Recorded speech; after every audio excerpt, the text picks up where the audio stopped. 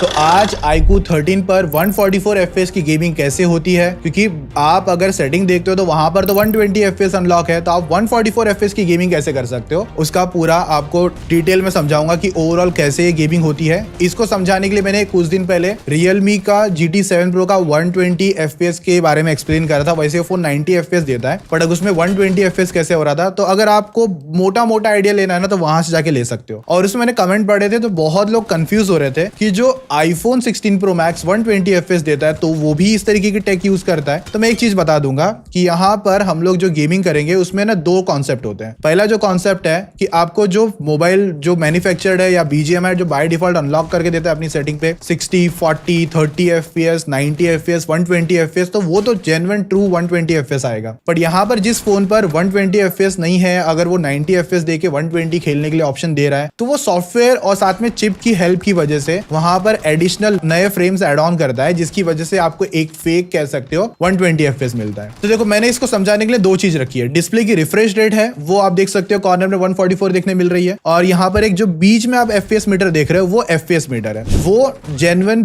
FPS है जो आपको मोबाइल दे रहा है। अभी ये क्या कर रहा है 120 FPS के आगे जो मतलब लोगों को लग रहा होगा कि 120 FPS होगा, फिर प्लस जो बच रहा है 24 FPS, वो 24 FPS मतलब प्रोसेसर बना के दे रहा है। तो एक्चुअली ऐसा नहीं है, डिवाइड हो रहा है। मतलब यहाँ पर आपको फिलहाल तो 90 FPS करने मिल रहा है, फिर ऊपर के जो FPS है जो आप आंखों से नहीं पहचान पाओगे, जो आप है ना इस वीडियो से नहीं पहचान पाओगे, क्योंकि आपको मोस्ट ऑफ टाइम यहाँ पर ये 90 और 70 या 72 ऐसे FPS दिखाएगा, लेकिन आपको जो रिफ्रेश रेट है या जो महसूस होगा ना देखने में वो 120 वाला लगेगा। अब जिनको ये चीज नहीं पता, ये टेक नहीं पता, तो पहले आपको मिलता था ये सिनारियो जिसमें आप हमको MEMC मोड आता था मोबाइल अंदर, और जिसमें आप एडिशनल फ्रेम जो 30 FPS की फुटेज को 60 FPS में कन्वर्ट कर देता है। तो वो वाला टेक बेसिकली यहाँ पर यूज हो रहा है। इनका जो सुपर कंप्यूटिंग चिप Q2 है वो इनको हेल्प करवा के दे रहा है। तो जो स्मूथनेस है, हालांकि ये 120 तो कर रहा है, बट अभी आप जो खेल रहे हो रिफ्रेश रेट वो 120 पर है। मैं इसका एक एग्जांपल आपको अलग अलग रिफ्रेश रेट पे चेंज करके दिखाऊंगा ना, तो रिफ्रेश रेट की वैल्यू वो भी चेंज हो जाएगी यहाँ पर। और जो FPS है, फॉर एग्जाम्पल मैं 120 पर अभी गेम फ्रेम इंटरपोलेशन मोड कर रहा हूँ, तो जो मुझे 144 दिखा रहा है, लेकिन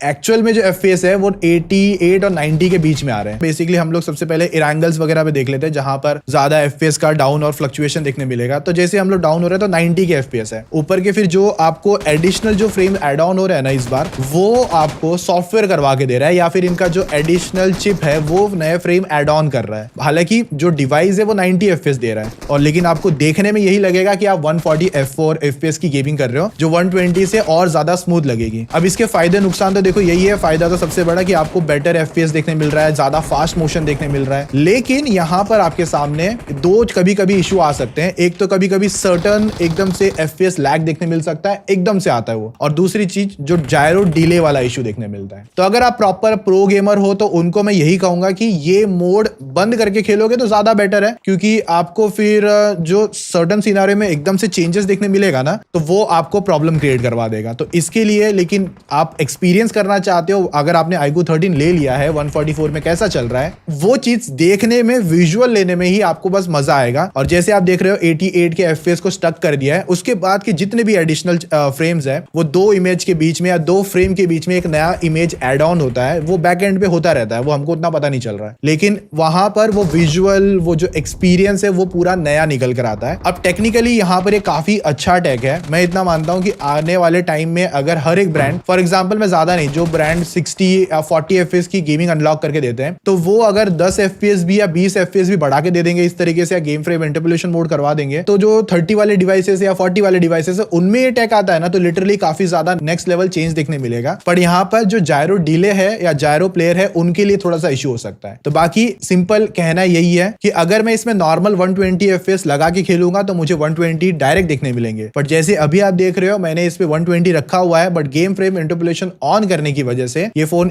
FPS 88 पे स्टक कर दिया है। बाकी के जो एडिशनल जो फ्रेम्स है वो बना के दे रहा है सेकेंडरी चिप, जिसकी वजह से 144 हर्ट्ज वाला फील आपको आएगा, बट आप खेल रहे हो ऑलमोस्ट 90 FPS। तो ऑलमोस्ट यहाँ पर यही वाला टेक बेसिकली काम कर रहा है। और Realme से बेटर एक बात ये कहूंगा, इस बार iQOO 13 पर ये जो गेम फ्रेम इंटरपोलेशन मोड है ये बेटर हुआ है लास्ट ईयर के मुकाबले iQOO 12 में। iQOO 12 में बहुत ज्यादा जायरो डिले देखने मिलता था, इसमें वो सिनारियो बहुत कम है जितना मैंने अभी तक खेल के देखा है। इवन मेरा टीममेट इसे रोज खेलता है और बता रहा था कि नहीं भाई मैंने अभी तक इतना बड़ा मेजर प्रॉब्लम तो फेस नहीं करा। आप में से किसी ने अभी तक अगर फेस करा है, अगर आप में से iQOO 13 जिसने लिया है और वो 144 या गेम फ्रेम इंटरपोलेशन ऑन करता है, तो उनको ऐसा महसूस हुआ है क्या? लेकिन इसके अंदर मैंने जो और भी ऑप्शंस आते हैं डिस्प्ले की इनहैंसमेंट को लेकर, वो सब बंद रखा हुआ है। सिर्फ मैंने game frame interpolation mode on है और मॉन्स्टर मोड ऑन करके रखा हुआ है। तो यही वाली सिनेरियो बेसिकली कहानी निकल कर आती है। तो बाकी आप गेम प्ले देख लो, आपको FPS 90 के अराउंड देखने मिलेंगे, मतलब 88, 89, 90 के बीच में, और जो रिफ्रेश रेट शो करेगा वो आपको 144 हर्ट्ज आएगा। मैं आपको छोटा सा 3 एग्जांपल भी यहाँ पर पॉज करके दिखा देता हूँ। अगर मैं इसे 60 पे रखता हूँ तो FPS के चेंजेस, जो गेम फ्रेम इंटरपोलेशन है वो अलग नंबर शो कर रहा है, और जो बीच में जो FPS मीटर है वो अलग नंबर शो करेगा। और अगर मैं इसे